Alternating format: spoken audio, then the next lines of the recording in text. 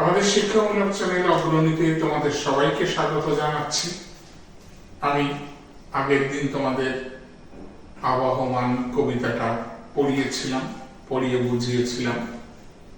তোমরা ছিলে নিশ্চয়ই, যারা ছিলে না তারা আই বাটনে ক্লিক করে ওটা দেখে নেবে যে আগের দিন আমি বুঝিয়েছিলাম কবিতাটা।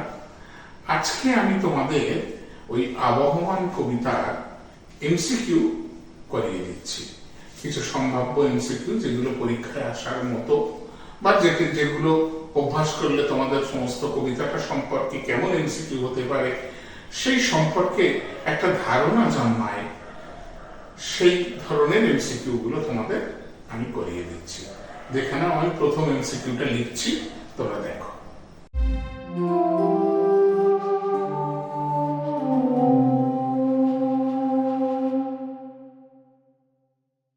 প্রথম প্রশ্নটা আমি দিলাম, দেখো এমসিকিউ এর, আবহমান শব্দের প্রকৃত অর্থ হলো।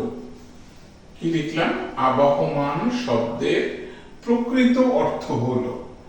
এখানে চারটে অপশন আছে, লক্ষ্য করো। অপশন ক বলছে আহ্বান, অপশন খ বলছে চিরন্তন, অপশন গ বলছে আগমন, অপশন ঘ দেখো ক্ষণকালীন। তো আমি যখন কবিতাটা বুঝিয়েছিলাম, সেই ক্লাসটা যারা ফলো করেছিলে, এই বোঝানোটায় যারা ছিলে, তারা নিশ্চয়ই উত্তরটা সুন্দরভাবে দিতে পারবে যে আবহমান শব্দের প্রকৃত অর্থ আহ্বানও হবে না, ক্ষণকালীনও নয়, আগমনও নয়। আবহমান শব্দের অর্থ হবে চিরন্তন, তাই এই চিরন্তনে আমরা টিক মারব। আবহমান শব্দের প্রকৃত অর্থ চিরন্তন, যা চিরকালীন চলে, সেটাই হচ্ছে আবহমান। তাই এই চিরন্তনটাই সঠিক উত্তর হবে। তোমরা চিরন্তনে ঠিক মারবে অপশন খয়ে। আমি পরের প্রশ্নে আসছি, তোমরা লক্ষ্য করো। দ্বিতীয় প্রশ্নটা লক্ষ্য করো। দ্বিতীয় প্রশ্নটা হচ্ছে আবহমান কবিতাকে রচয়িতা হলেন। এটা আমরা সবাই জানি, তোমরাও বই পড়ে বুঝতে পারবে, কিন্তু অনেকে এটা খেয়াল রাখে না, যার জন্য আমাদের একবার খেয়াল করিয়ে দেয়া। তো এখানে অপশন গুলো কি দিয়েছে দেখো। ক সুনীল গঙ্গোপাধ্যায়, খ অমিয় চক্রবর্তী, গ নীরেন্দ্রনাথ চক্রবর্তী, ঘ রবীন্দ্রনাথ ঠাকুর। অপশন যাই খুশি দিতেই পারে। অনেক সময় তোমাদের মনে হাসির উদ্রেক হতে পারে যে তাই তো এই নামগুলো কেন দিল, এগুলো তো নয়। সেটা হোক, কিন্তু তোমাদের কনফার্মলি এটা জানতে হবে। তো আমরা জানি যে এই আবহমান কবিতাটির রচয়িতা নীরেন্দ্রনাথ চক্রবর্তী, এটা বলার অপেক্ষা রাখে না। তাই অপশন যাই থাক না কেন, আমরা নীরেন্দ্রনাথ চক্রবর্তীতে টিক মারবো। এটা খুব সিম্পল কোশ্চেন ছিল, যদিও প্রয়োজন এগুলো, সেই জন্য দিলাম। তো যাই হোক, আমি পরের প্রশ্নে আসছি, তোমরা লক্ষ্য করো। 3 নম্বর প্রশ্নটা লক্ষ্য করো। আবহমান কবিতাটি কোন কাব্যগ্রন্থের অন্তর্গত? আবহমান কবিতাটি কোন কাব্যগ্রন্থের অন্তর্গত? এখানে 4টে অপশন আছে, তোমরা লক্ষ্য করো। নীল নির্জন, অপশন খ নক্ষত্র জয়ের জন্য, অপশন গ নিরক্ত করবী, অপশন ঘ অন্ধকার বারান্দা। তো যারা জানো তারা তো নিশ্চয়ই উত্তরটা করতে পারবে। যাদের এখনো অজানা আছে তারা এটা জেনে নাও যে আবহমান কবিতাটি কবির অন্ধকার বারান্দা কাব্যগ্রন্থের অন্তর্গত, যার জন্য আমরা এই অপশন ঘ, এই অন্ধকার বারান্দায় দাগ মারব। আমি পরের প্রশ্নে আসছি, তোমরা লক্ষ্য করো পরের প্রশ্নটা কি হতে পারে। দেখো 4 নম্বর প্রশ্নটা লক্ষ্য করো। এখানে কবিতাটা লাইনগুলো যদি তোমাদের পড়া থাকে, তাহলে অ্যান্সারটা করতে খুব সুবিধা হবে। সেই ধরনের একটা প্রশ্ন এসছে, দুরন্ত পিপাসা ফুরোয় না। কথাটাকে অর্ধ সমাপ্ত রাখছে।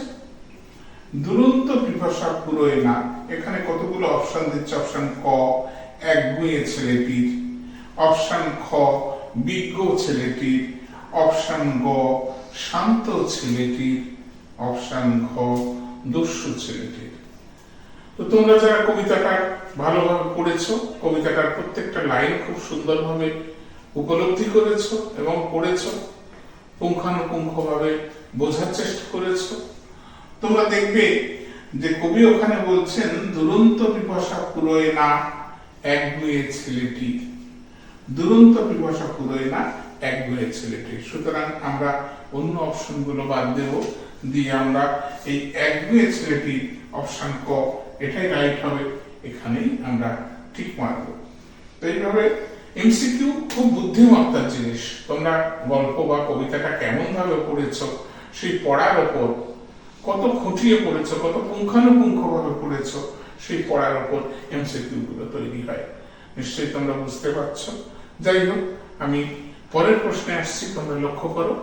দেখো 5 নম্বর প্রশ্নটা, এটা কিন্তু তোমাদের কবিতাটা বেশ মনোযোগ সহকারে পড়তে হবে।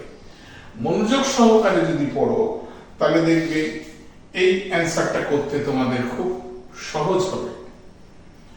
আবহমান কবিতায় উল্লিখিত ফুলের সংখ্যা দিয়ে অপশন কি দিচ্ছে? অপশন ক 4, অপশন খ 1, অপশন গ 2, অপশন ঘ 3। তাহলে উল্লেখিত ফুলের সংখ্যা কত ছিল? দেখবে ওখানে কবি বারবার বলছেন, সেই লাউ মাচার পাশে একটি ফুল দুলছে ফুল সন্ধ্যার বাতাসে। ওখানে কবি নিজেই একটি শব্দটি ব্যবহার করেছেন। তোমরা কবিতাটা যদি ভালোভাবে পড়ো তাহলে এটা লক্ষ্য করবে যে কবি নিজেই ওখানে একটি শব্দটা ব্যবহার করেছেন। তাই উল্লিখিত ফুলের সংখ্যা কিন্তু ওখানে 1। তাই আমরা কোনো অপশন না নিয়ে এই 1 লেখা যে অপশনটা, অপশন খ এটাই নেব এবং এটাই রাইট। তাহলে আবহমান কবিতায় উল্লেখিত ফুলের সংখ্যা 1। ঠিক আছে? তো তোমরা এইভাবে কিন্তু লক্ষ্য করবে যে যে সমস্ত প্রশ্নগুলো হবে, ফট করে তোমরা একটা 2, 3 বা 4 দাগ বেঁধে দেবে যে কতগুলো ফুল মনে করতে পারছো না বা কিছু না। কবিতাটা পড়ার সময় লক্ষ্য করবে, এইগুলোই এমসিকিউ এর বৈশিষ্ট্য, যে কবি নিজেই বলছেন একটি ফুল দুলছে সন্ধ্যার বাতাসে।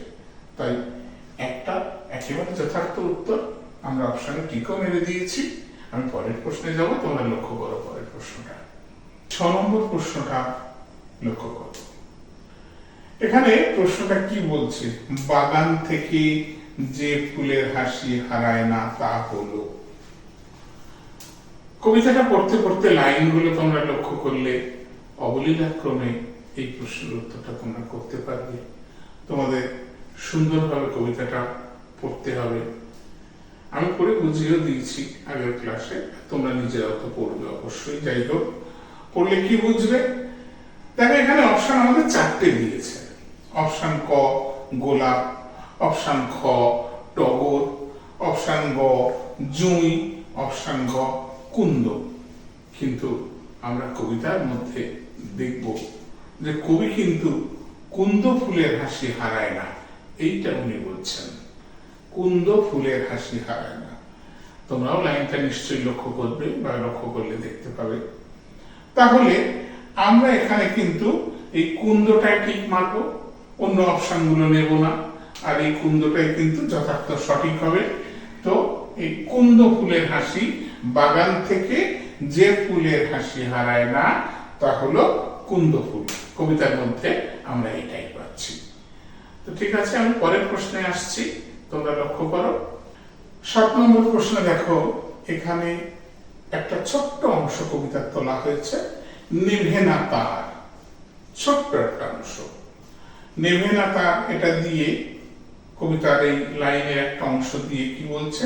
তার কি নেভে না? প্রশ্ন করা হচ্ছে তার কি নেভে না। এখানে 4টে অপশন লক্ষ্য করো। বাতি, ঘরের আলো, গ যন্ত্রণা, ঘ হচ্ছে প্রদীপ।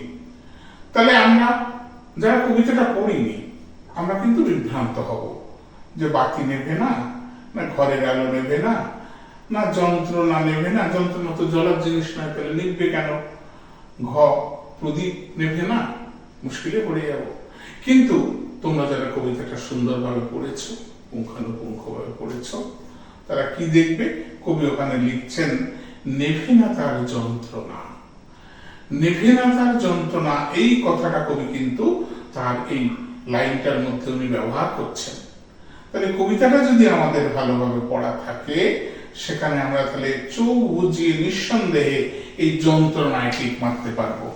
যখন অপশন গ নেভে না তার কি নেভে না, যন্ত্রণা, কারণ কবি এটাই ব্যবহার করছেন, অন্য অপশনগুলো কিন্তু আমরা নেব না, তার যন্ত্রণা নেভে না।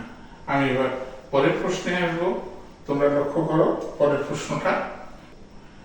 8 নম্বর প্রশ্ন লক্ষ্য করো, এখানে আবহমান কবিতায় কবি কার পাশে গিয়ে দাঁড়াতে বলেছেন। প্রশ্নটার দিকে আগে ভালো করে খেয়াল করবে। আবহমান কবিতায় কবি কার পাশে গিয়ে দাঁড়াতে বলেছেন। অপশন ক দিচ্ছে পুঁই মাছা, অপশন খ দিচ্ছে লাউ মাছা, অপশন গ দিচ্ছে কুমড়ো মাছা, অপশন ঘ দিচ্ছে চাল কুমড়ো মাছা। তো আমরা যারা কবিতাটা পড়েছি, আমরা কবিতাটা পড়লে আমাদের কিন্তু ধারণাটা খুব স্পষ্ট হবে।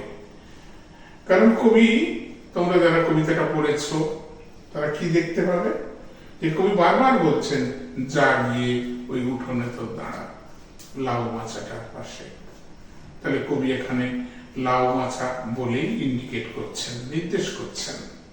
সুতরাং আমাদের বিভ্রান্ত হওয়ার কোনো জায়গা নেই, আমরা খুব সুস্পষ্টভাবে লাউ মাছা অর্থাৎ অপশন ক্ষয়ে আমরা টিক মারতে পারবো। তোমরা নিশ্চয়ই বুঝতে পারছো, এইভাবেই এমসিকিউ গুলো হয়, তোমরা জানো। তো এখানে লাউ মাছাটা সঠিক, কারণ কবি এটাই বলছেন বারবার যে আবহমান কবিতায় কবি কার পাশে গিয়ে দাঁড়াতে বলেছেন, লাউ মাছার পাশে। হয়ে গেল। তো আমি পরের প্রশ্নে আসছি, সেটা তোমরা লক্ষ্য করো। 9 নম্বর প্রশ্নটা লক্ষ্য করো। এখানে এই প্রশ্নটা একটু অন্যরকম। কি অন্যরকম?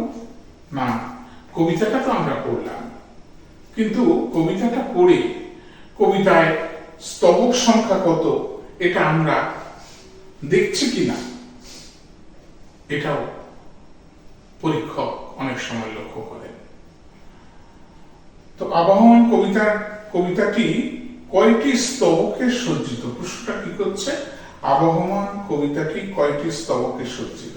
দেখো, আমরা হঠাৎ করে কবিতাটা অনেক সময় পড়ে যাই বা পুঙ্খানুপুঙ্খ ভাবে পড়লে কিন্তু তোমাদের অনেক সময় খেয়াল থাকে না যে তাই তো কবিতাটার মধ্যে কটা স্তবক আছে। তাহলে সেইটা যদি না জানা থাকতো, তাহলে কিন্তু এটার উত্তর করা সম্ভব হবে না, তখন বিভ্রান্ত হয়ে পড়বে।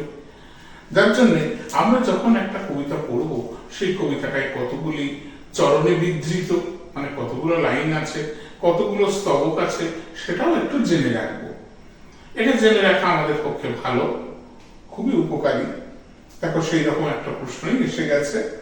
তো আবহমান কবিতাটি কয়টি স্তবকে সজ্জিত? আমরা ওখানে দেখবো স্ট্যাঞ্জা মানে স্তবক, ওখানে 7টা আছে। কবিতাটার মধ্যে 7টা স্তবক আছে, তাই আমরা অপশন খ 7-এ টিক মারবো। ঠিক আছে, তোমরা একটা বইতে দেখে নিও, 7টি স্ট্যাঞ্জা এখানে আছে। তো কবিতাটা 7টি স্তবকে সজ্জিত। আমি পরের প্রশ্নে আসছি। 10 নম্বর প্রশ্নটা লক্ষ্য করো, ছায়া নামলে কি ছুটে আসে? প্রশ্নটা কি করছে, ছায়া নামলে কি ছুটে আসে? অপশন ক বলছে সান্ধ্য নদীর হাওয়া, অপশন খ বলছে দক্ষিণে হাওয়া, অপশন গ বলছে উত্তরে হাওয়া, অপশন খ বলছে নদীর ঠান্ডা হাওয়া। তো আমাদের যাদের কবিতাটা পড়া আছে, আমরা এখানে দেখবো যে কবি কিন্তু ছুটে আসে সান্ধ্য নদীর হাওয়া, এই শব্দবন্ধগুলো ব্যবহার করেছেন। তাহলে আমাদের কবিতাটা যাদের পড়া আছে, তারা এই সান্ধ্য নদীর হাওয়া এটাতেই ঠিক মারবো। লক্ষ্য করো, অপশন ক প্রথমেই আছে সান্ধ্য নদীর হাওয়া। তাহলে ছায়া নামলে কি ছুটে আসে? সান্ধ্য নদীর হাওয়া ছুটে আসে। তো দেখো, আমি আজকের ক্লাসে এই 10টা এমসিকিউ তোমাদের করালাম। সব সময় মনে রাখবে যে এই প্রশ্নগুলো কিন্তু একটা নমুনা মাত্র। অনেক প্রশ্ন হয় এমসিকিউ কবিতাটার মধ্যে থেকে, আমি সম্ভাব্য 10টা প্রশ্ন যেমন নমুনা হতে পারে সেই রকম ভাবে কিছু প্রশ্ন করিয়ে দিয়েছি, এবং যে প্রশ্নগুলো করলে তোমাদের সার্বিকভাবে একটা অভিজ্ঞতা তৈরি হয়, একটা জ্ঞান সঞ্চয় হয়, সেই ধরনের প্রশ্নগুলো করার চেষ্টা করেছি। আর আমার আগের ক্লাসগুলো যদি তোমরা দেখতে চাও তো আই বাটনে ক্লিক করে দেখে নেবে, তোমরা আমার আগের ক্লাসগুলো দেখতে পাবে। তো আশা করি তোমরা খুব সুন্দরভাবে এগুলো পড়বে। আমি তোমাদের আবারও বলছি, তোমরা কবিতাটা আবার ভালোভাবে পড়বে, আমার আগের বোঝানোগুলো দেখে নেবে, এবং এই যে এমসিকিউ আজকে করলাম এগুলো তোমরা একটু পড়বে, দেখবে, লক্ষ্য করবে। আমি পরের দিন উপস্থিত হব তোমাদের সামনে এই কবিতার 1 নম্বরের মার্কস 1-এর ছোট প্রশ্নগুলো নিয়ে আসবো। তোমরা সবাই খুব ভালো থেকো। আশা করি তোমরা মনোযোগ সহকারে ভালোভাবে পড়বে, সামনে পরীক্ষা আছে, তো সেইটা মাথায় রেখেও খুব ভালোভাবে পড়বে। তো তোমরা সবাই ভালো থেকো। ক্লাসটা আজকেই রাখছি এই পর্যন্ত।